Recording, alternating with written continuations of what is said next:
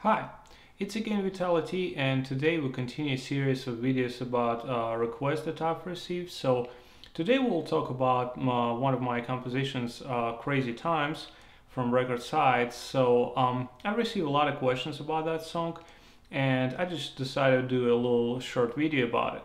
So in my opinion, there is a very important part of understanding that song is just to know the harmony of a tune.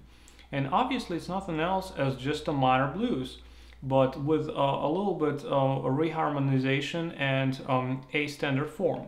So as far as you know, the regular form for blues, whether it's minor or major or dominant, it's a 12 or 14 measure. Well, some of the 8 bar blues or 10 bar blues. That particular form will be a 13 measures. So it's nice while you listen, but if you try to analyze, you'll be surprised. Well, it's not very standard form. So let me play chords for you first, so you can analyze the harmony, and after we're gonna learn a outro intro part. You will see where it's based from. So let me play this for you.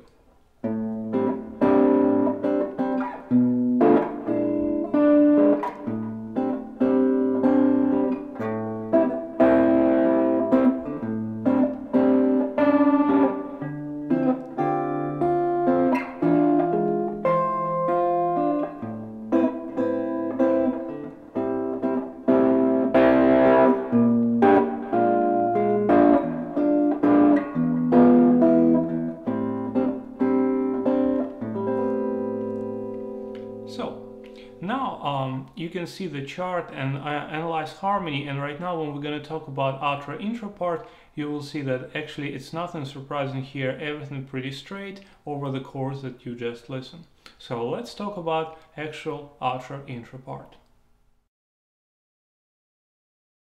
If you already got that harmony well, so you probably will see that in outro intro part there is nothing new and nothing different, except that there is no 2 measures from the actual harmony. I took off 2 A minor chords from it. Everything else will stay the same. So as far as we've got a minor 1 and minor 4th chords in blues, minor blues, I use here the scale that's called Dorian flat 2. Well, there is a lot of different ways to view that scale and actually explain it. You may think it's a melodic minor scale, or melodic minor starts on a 2nd degree, but I prefer to think about that scale as a Dorian flat 2, because that scale is used in jazz music a lot over ultra dominant chord when you treat flat 2 and flat 3 as a flat 9 and sharp 9 degrees. But also I thought about it, and well, if it's called Dorian, it should work over some kind of minor chord. So this is why I tried to apply that and use that particular scale in the blues. Let me play the scale first so you can see how it looks like.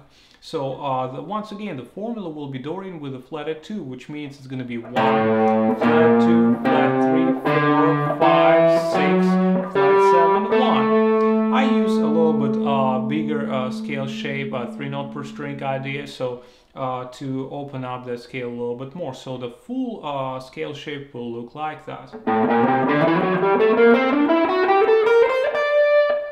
It's pretty nice, right? And I actually use that same shape over D minor chord, so on 10th position.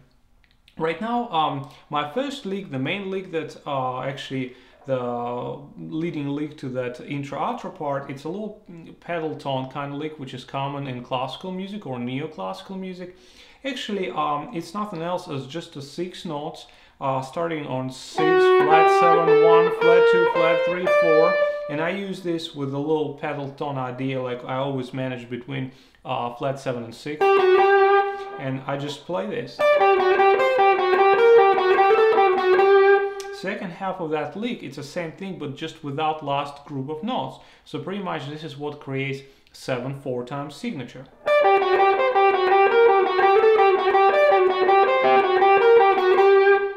Now, I move same thing up at 12 positions and play, or whatever is going to be 10 position over scale or 11 position in the lick, and I play same thing over D minor chord.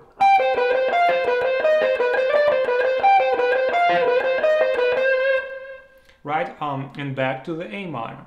So after that I play descending sequence in the same scale. I just use top 4 strings. but I play this as a group of third intervals.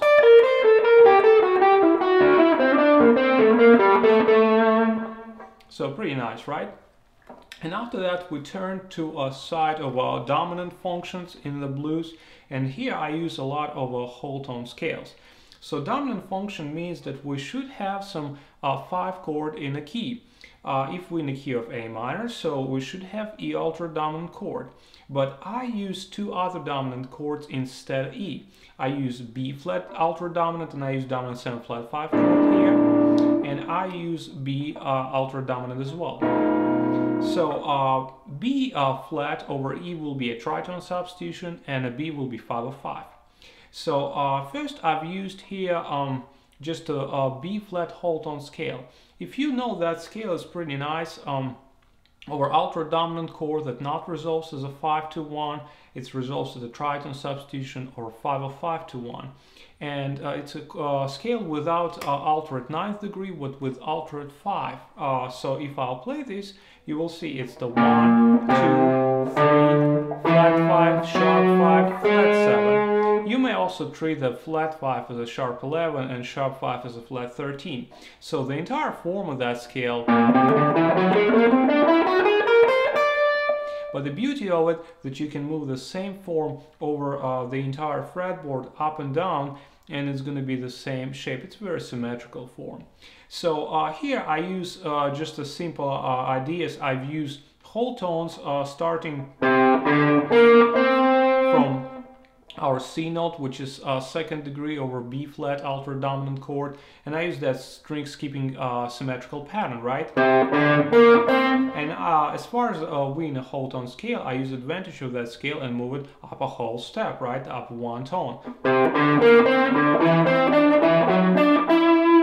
But being for a kind of long time jazz player, I prefer to use chromatic notes a lot too. So here I insert a lot of chromatic ideas.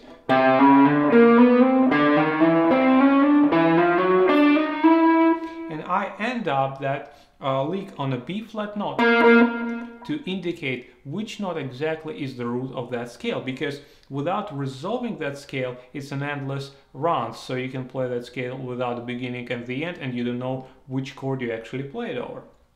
So after that, I use same scale, but as a groups of chromatic third intervals. So I thought that, well, we've got a major third in entire scale, and here's the third intervals. But again, I use a chromatic passing tones here, so we've got a third through a chromatic third. After that, I go to a B full tone scale, whole tone scale, and use a little chromatic run here.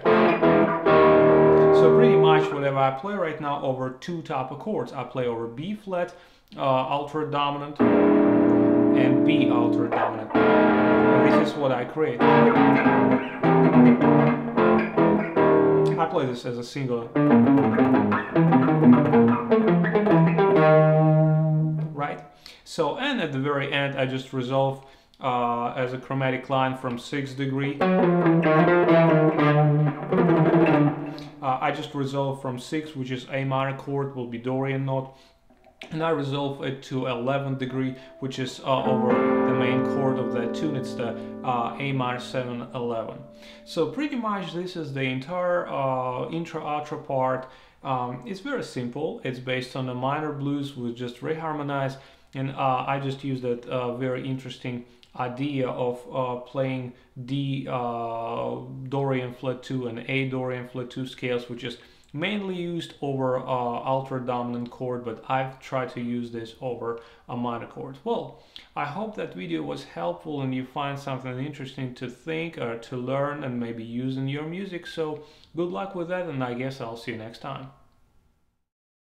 Well, I almost finished that recording and just realized that I should mention one important thing, that even if it's blues with a strong jazz influence, it's based on pedal tone ideas that came from classical music, from Baroque type composers from 16th century, Antonio Vivaldi, Dietrich Buxtehude, Johann Sebastian Bach for sure, and modern players like Yngwie Malmsteen.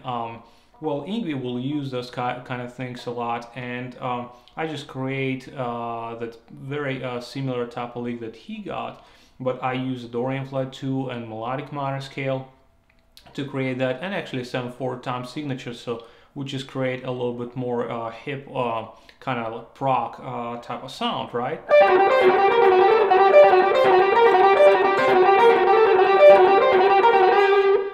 Well, Ingvi use a lot of ideas like that in other scale that's very close to a melodic minor. It's called harmonic minor, and he uses this in mostly in the scale over dominant chord, which is called Phrygian dominant.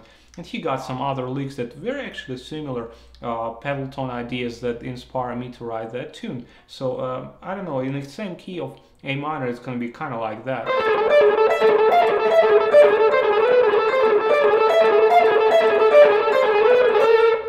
So very similar, right? And I just use just a add meter to create something new, I think. Well, once again, I want to thank that contemporary music, that neoclassical shred music for inspiring me to write some jazz tunes. Well, I guess it's very important stuff to know. So thank you very much once again, and I'll see you in the next video.